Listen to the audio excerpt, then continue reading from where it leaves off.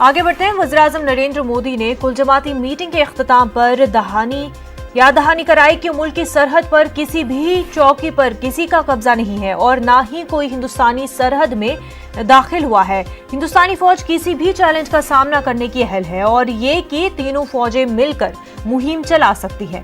वहीं वज़ीर-ए-आज़म ने कहा कि न वहां कोई हमारी सरहद में दाखिल हुआ है और ना ही हमारी पोस्टें किसी और के कब्जे में हैं।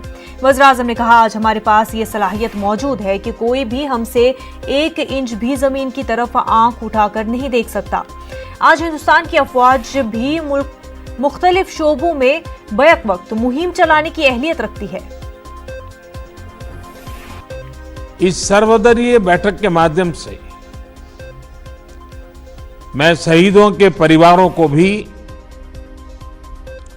ये विश्वास दिलाता हूं कि पूरा देश उनके साथ है, पूरा देश उन्हें नमन करता है। साथियों, पूर्वी लद्दाख में जो हुआ उसको लेकर आपने रक्षा मंत्री जी और विदेश मंत्री जी को सुना भी और प्रेजेंटेशन को भी देखा। न वहां कोई हमारी सीमा में घुस आया है, न ही कोई घुसा हुआ है,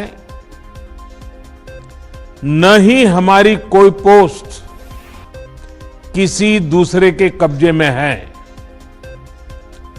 लद्दाख में हमारे 20 जाबाज शहीद हुए, लेकिन जिन्होंने भारत माता की तरफ आंख उठाकर देखा था, उन्हें वो सबक सिखा कर गए।